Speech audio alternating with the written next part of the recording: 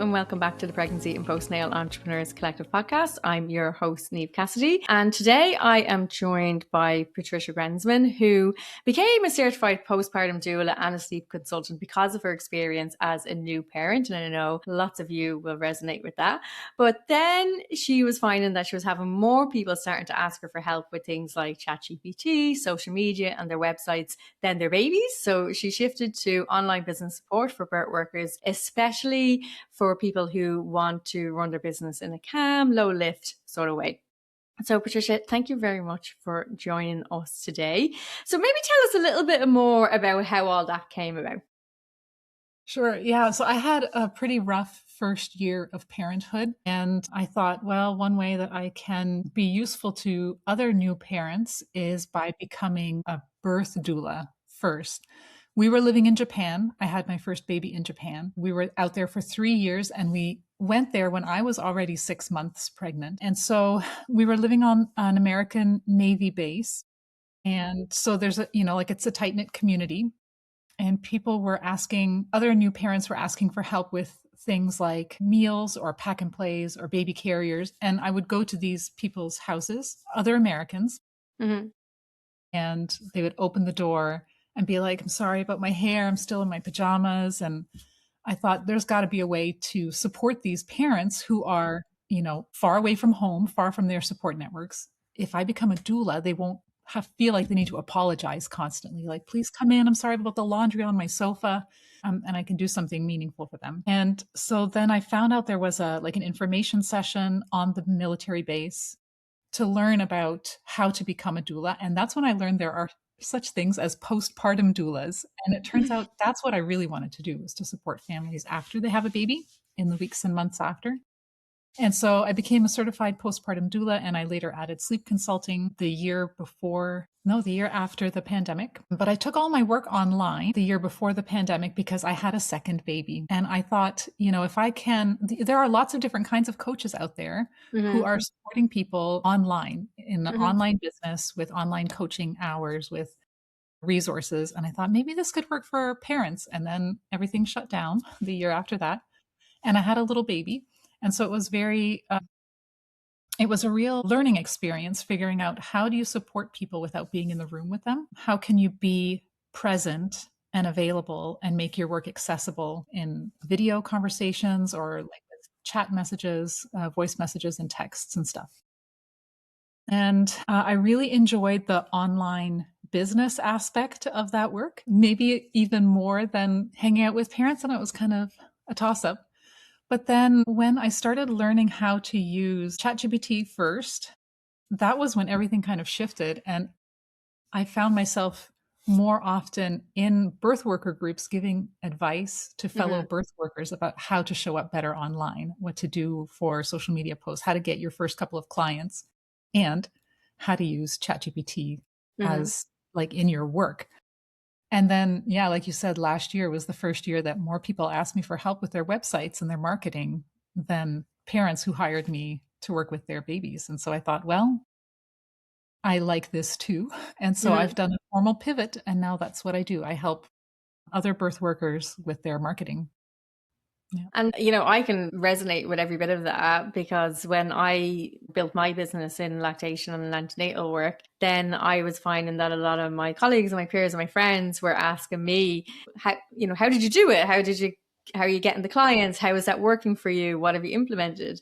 And I was spending so much time supporting people with that I moved into the business coaching as well. Now I still do the classes and my lactation work as well.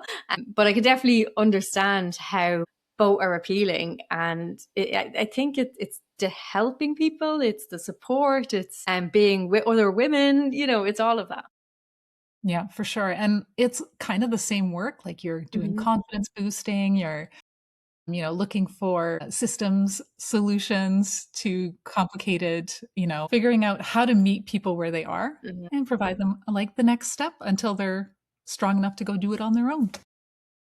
Yeah. And I know one of the biggest blocks that I find with clients, and I think you mentioned it to me as well, is around the idea of marketing and not wanting to market, but wanting to market ourselves because we know we have to run a business. And what do you find that people kind of need the most support with around that? Or why is it that people struggle with that so much? Good question. I think that one of the hardest conflicts that we feel inside ourselves is that when we do this work with parents, we value the intimacy and the authenticity. It feels very grassroots. But then when it's time to market our business, especially online, like on social media or working on our website, it feels performative. Like we feel like we have to show up a certain way and be more polished, be very fluent, be a little more hypey than we would show up in our birth work. And I think that this is something we don't realize is the thing that's holding us back, that there's this gap between who we are with clients and who we think we need to show up and be in our marketing. So I think recognizing that and continuing to practice stepping into like the professional version of our work is the way to approach that, because we often start our work as birth workers feeling very like relational, like this is a nurturing kind of space. But the more time you spend here, the more you want to become like a professional version of you. Like, this is a business. This is a legitimate moneymaker for my family. It has structure. There are boundaries. And it's okay to professionalize it instead of constantly feeling like, oh, it's just a little side gig. I'm helping people. But the more you practice doing marketing in public, like on social media, the more I think you step into the identity of being a person who has a business. Definitely. And I think, everything you've said, we've all struggled with. It's that wanting to do the work because we love being able to support people. We love being with women. We understand the value that work provides. And then moving into space where it's, well, I want this to be my career or my profession or my business. And that means certain things have to happen. That there has to be regular clientele. We need systems and structures to support us around that. We need boundaries. So it can definitely be a bit of a journey for people. Indeed. Yeah. Finding that structure and learning from other birth workers was huge for me. Feeling like, this is a thing that I do sometimes when I'm not with my kids, to instead treating it like a proper business, getting licensed and filing taxes and all of that stuff.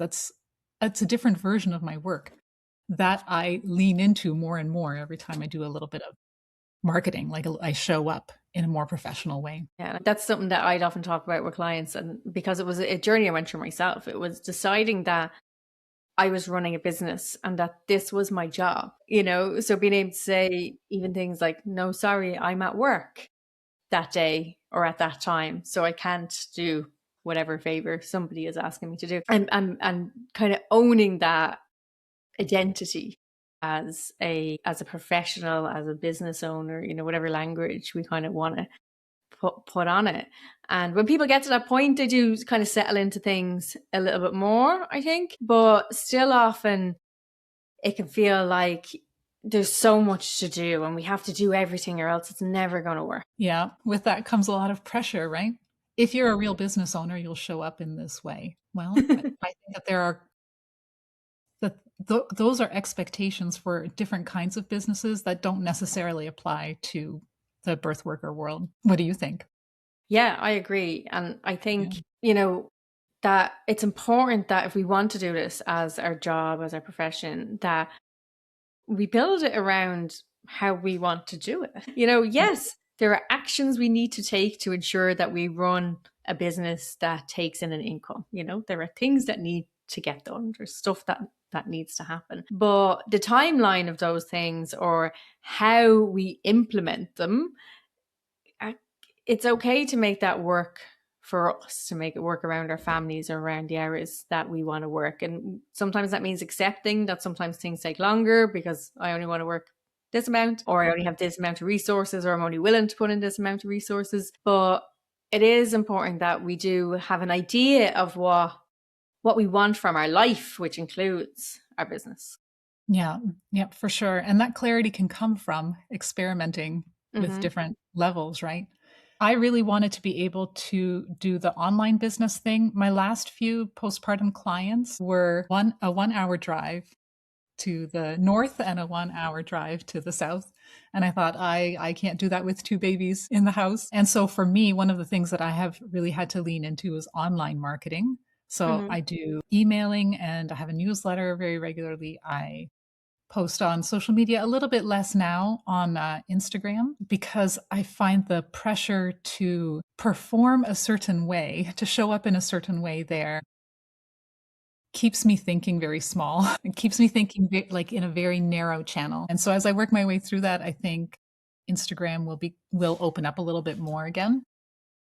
You know, I love connecting like this Mhm. with fellow professionals. I do a lot less of the in-person marketing work.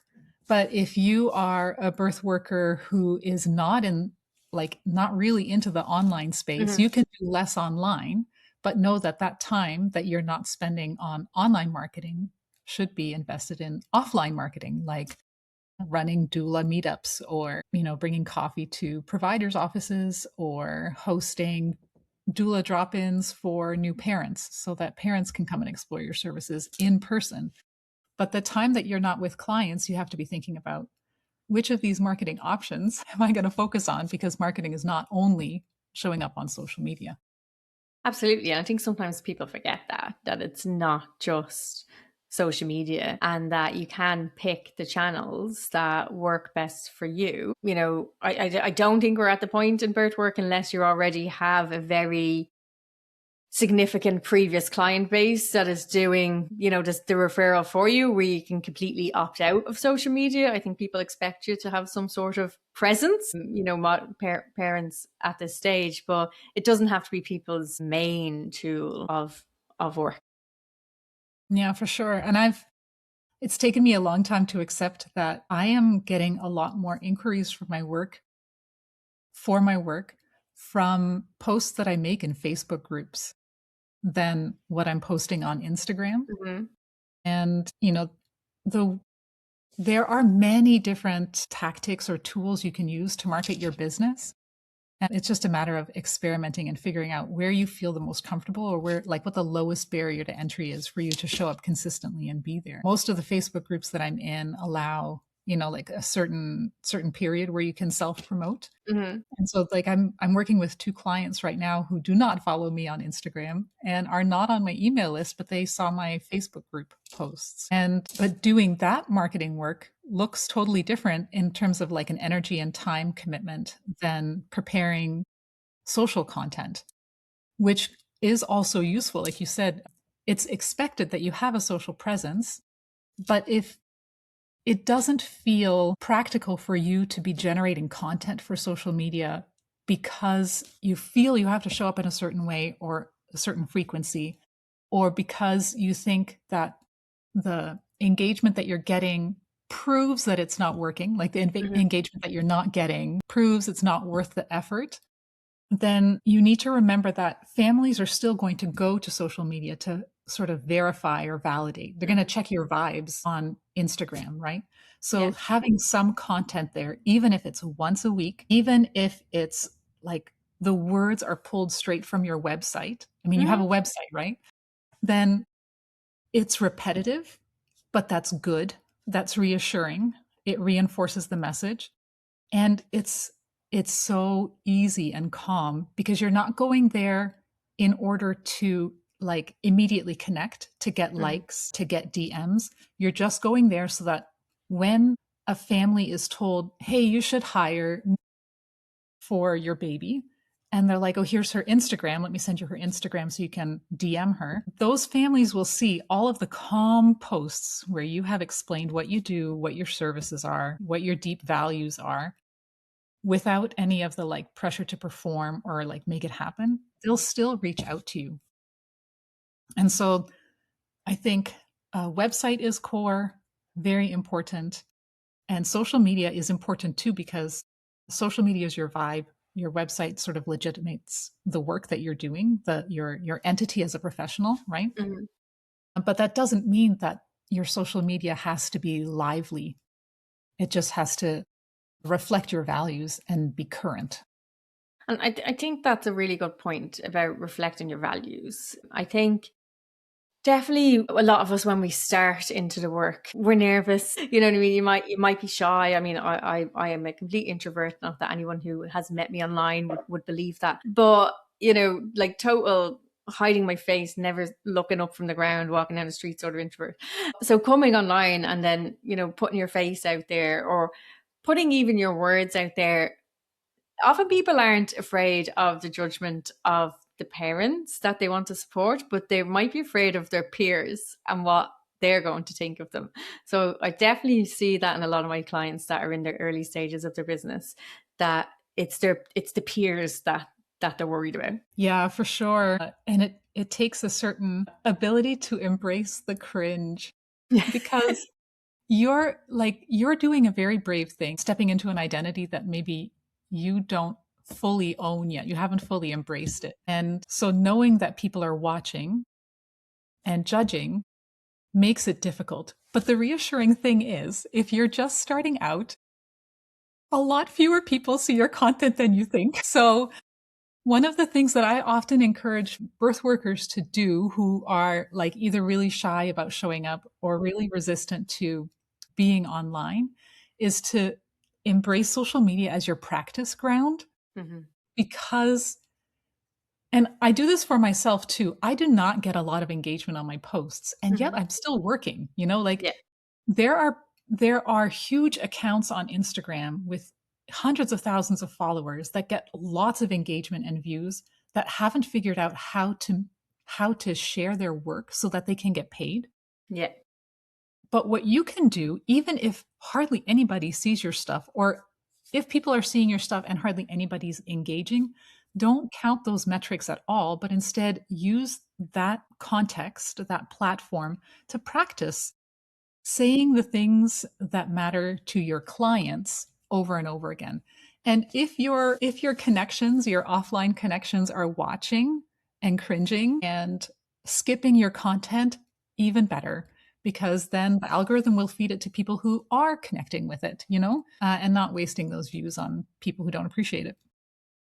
But using Absolutely. it as a practice ground, I think, is the way to go, because then when you have a real client in front of you, you know exactly what to say because you've said it 100 times. Yeah, yeah, and it does. And it's like everything. The more you do it, the more confidence you get with it. Everything requires practice. So like I would have said in the past, and I have a lot of clients that would say, you know what I mean, I'm shy, I'm not confident like that. And it's like, most people aren't born with confidence to do these type of things. It's practice. So it's just the more you do it, the easier it gets. Yeah, when we went to Japan, I've always been on Facebook. I made a Facebook group just for our like family and close connections to put baby pictures into, right? Travel pictures and stuff. Because I didn't want to put that on like big Facebook. I wanted Yeah. it to be a private huddle. And then when I started a business, I was like, holy cow, am I going to have to go on Instagram? I had never been on Instagram before. And so as a baby doula, it took me a long time to figure out how I was going to say what I needed to say. And like, how do you say it so that you don't sound like, you're like pitching your thing on a resale page? Because I have a professional version of myself that I'm sort of aspiring to be. And so for me, that meant one of the first big investments that I made as a business owner was a lifetime subscription to the Styled Stock Society, which is run by Elle Druin, who started as a photographer doing stock photography, mostly for, I guess, like female business owners, right? And she also had templates, graphic templates for social media, which was a huge help for me because I have a degree in linguistics to teach English as a second language. I don't really feel that I'm much of a graphic designer. I don't do marketing or business or anything like that. But having that resource available to me, like as a starting point, that graphic was massive in making me feel like I do know how to make this work like a business. At the Styled Stock, in that specific product, there were also caption templates. And so for like a full year and a half, I followed all of her caption templates to help me figure out, how do you talk like a marketer? How do I talk about my business so that I'm like strategically hitting all the notes and making sure that people are hearing what they need to hear in order to decide whether to work with me. And then later, when I turned to When I started Amy, my Mhm. online, my AI marketing engine, I switched from Styled Stock Society, which feels very classy and modern, timeless. I switched over to Your Template Club, which I think Mhm. you also are a big I fan do, of, yeah. because those templates are more current, a little more wry. She's got a great sense of humor. The vibe's a lot more lighthearted. And that helped me sort of get over the hump of like, how do I say what I need to say and show up as a business with an identity and an opinion Mhm. and, a little bit of flavor when I was feeling really bogged down on the business side. And that support, that little bit of that tool that helped me to post, helped me keep it going. And in doing it over and over again, I learned how to sound like a marketer and not feel so cringy about it. And it's the How same now to with AI. I know this is what you mean. How to sound like yourself, but in a way that markets the work that you're doing, so that people can understand the work first of all, because sometimes people don't understand the work that we do or how it could be helpful, or what they can get from it at the end. So being able to show people how that works and how helpful that can be. And we do need to learn, like it is a skill, like the templates help, they give you a base point to start with. And then the more you work with either, templates or captions or people who understand copywriting or marketing, the more you learn from them and the more you'll be able to self. But I know you have good with AI as well. So how have you brought that into your own business and how do you support other people to use it in theirs? Yeah, so in 2023, I was trying to, let's see, what did I do? I had a small offer for new parents to prepare for postpartum, and I was trying to figure out how do I sell this on a larger scale. And I was learning from somebody who was using a lot of ChatGPT in their work. And she's a really strategic thinker. And I was like, wow, I've never thought about marketing that way before. Mm-hmm. And then through her, I heard about someone who I found ChatGPT really cumbersome to use at first. It felt like more work than it was worth because you have to prepare chat for every chat. Who are you? Who's this message for? What are the goals for this message? What's the tone and I was like, I can do this myself faster until I heard somebody explain that they had prepared like a set of instructions for chat so that it would work like a virtual assistant for them. And I was like, well, that's the ticket that will help me use this tool better. And so I made my first custom GPT, and having that GPT like embedded in my doula work for a little while was really, really valuable because it meant that suddenly I wasn't working alone anymore. And it is OpenAI's policy that we do not anthropomorphize the service. Like we shouldn't be making it more human. And so they're like, it's not a human, it's a robot, but it talks just like a human.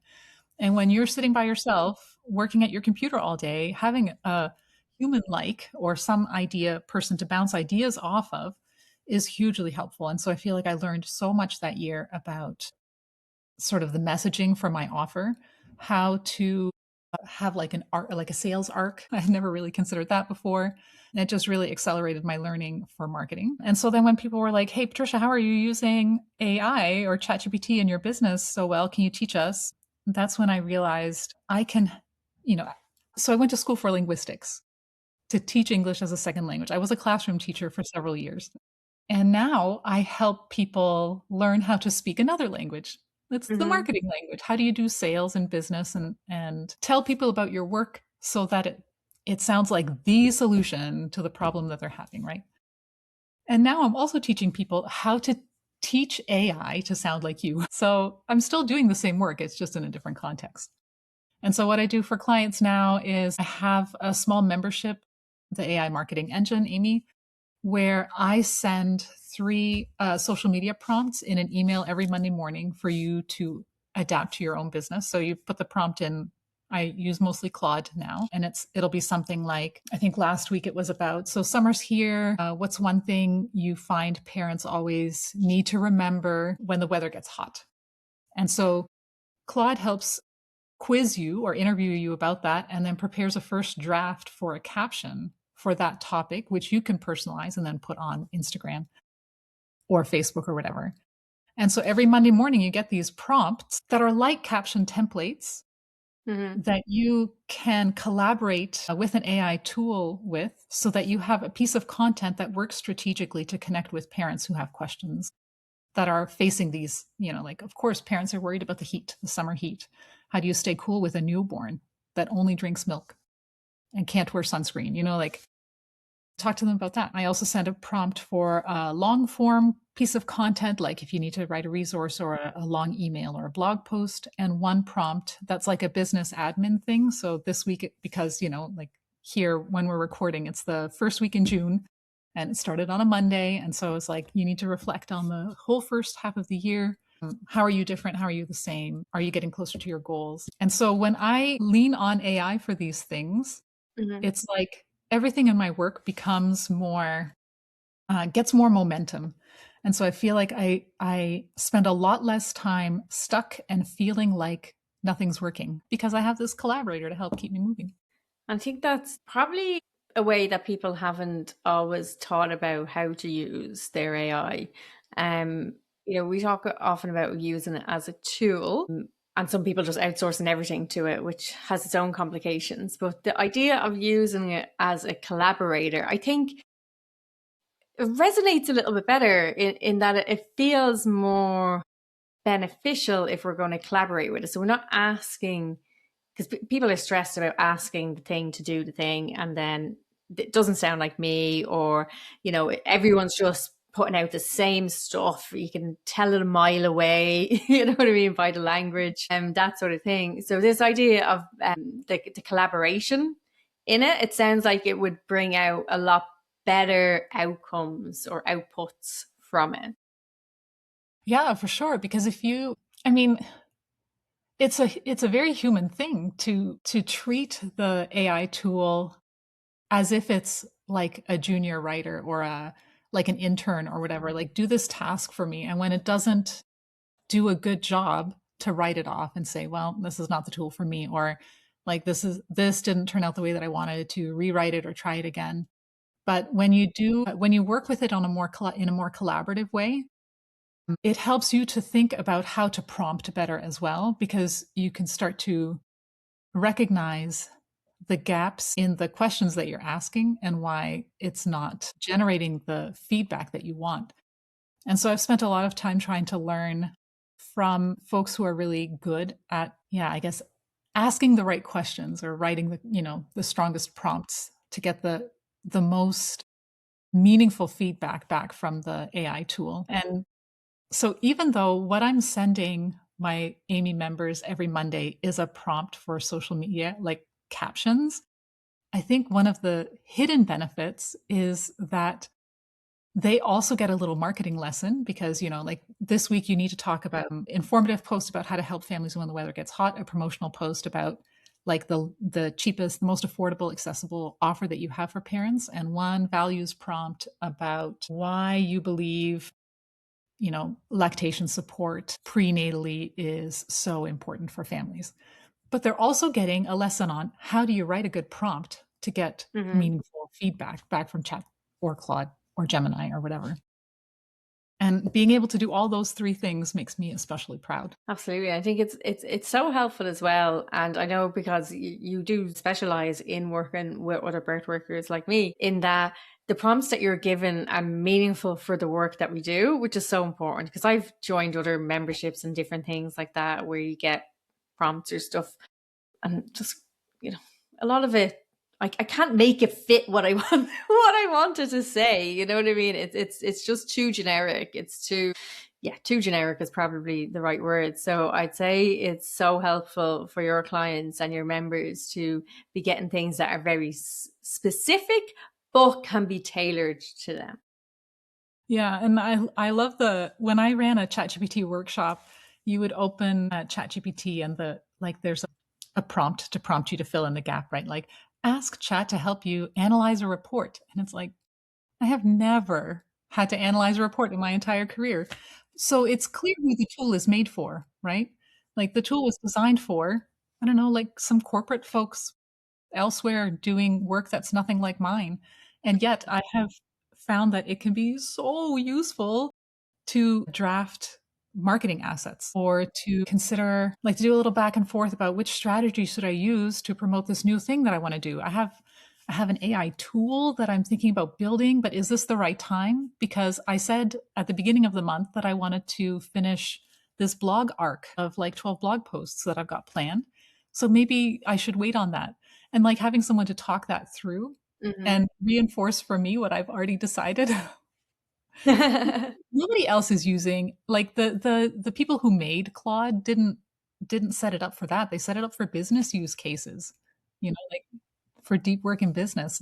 But being able to use it as a virtual assistant, as a second outside brain, I think that's what's actually useful for people like us. Yeah, I think that's definitely makes a lot more sense. I was laughing in my head when you were saying about kind of bouncing the ideas back off, because what I was thinking was when I was using ChatGPT, that I found it just kept telling me what it thought I wanted to hear, but it wasn't all, I was actually looking for genuine opinions sometimes, but I don't know whether AI can give you a genuine opinion. I do find Claude is a little bit better for me in that it doesn't jump to people pleasing as much. Yeah, I find chat was getting awfully long-winded late last year. I find that Claude is a lot more down to business and often tells me to go do the work. I'll be here if you need me, and then it like closes the conversation. So I appreciate that. It's a different personality. It's a different vibe over there. It definitely is. So Patricia, is there anything else that you feel would be helpful to share with us right now that we didn't get to cover already? Yeah, I think for those of your listeners who are struggling with marketing, which is, like the number one thing that I did struggle with as a birth worker as well, I think it's okay to do less, first of all, to use the tools. And yeah, so for me, that would look like leaning on AI to generate the marketing assets, even though, one of the pushbacks is that it feels like cheating, or like it's the easy way out. You should be doing the work. But we hear that in parenting groups too, right? When people say having an epidural is cheating, or having an elective C-section is the easy way out.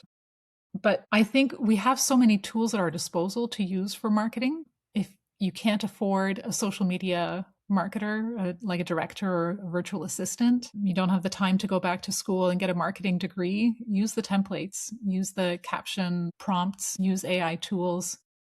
Because if you can step into the most like ambitious professional version of you, that means more families can benefit from the hard work and the wisdom that you have to share with them, which is the work that we want to do in the world. The good work that we want to do is to support the families. Absolutely. And it gives you more time to do so. I don't know any lactation consultants doing home visits now that are still using paper maps. We use Google Maps, which is AI, to get us there. So while everything new can be a little bit scary, sometimes we just need to find the ways that feel good for joining us on the podcast. If people want to find out more about the work that you do and how you can support them, where is the best place for them to go? Well, my core is my website for sure, patriciagrenseman.com. I have a marketing tool for your listeners if they're interested. If they want calm, low lift visibility, grab my calm marketing system. And on Instagram, I'm still there. You can come and check out my vibes at ai.marketing.engine. AI marketing engine, and connect with me in the DMs there. I'm always hanging out. Thank you so much. And I'll put all of those links in the show notes as well. So thank you everyone for listening to this podcast today. If you have any thoughts, Patricia has just said to reach out to her for DM, and I'd love to hear your thoughts as well in how you have found the episode, what you were thinking about AI, how you are using it, and all of those kind of marketing niggles that get us all at times. So I am delighted to have had you all, and I will talk to you all again next week. Bye.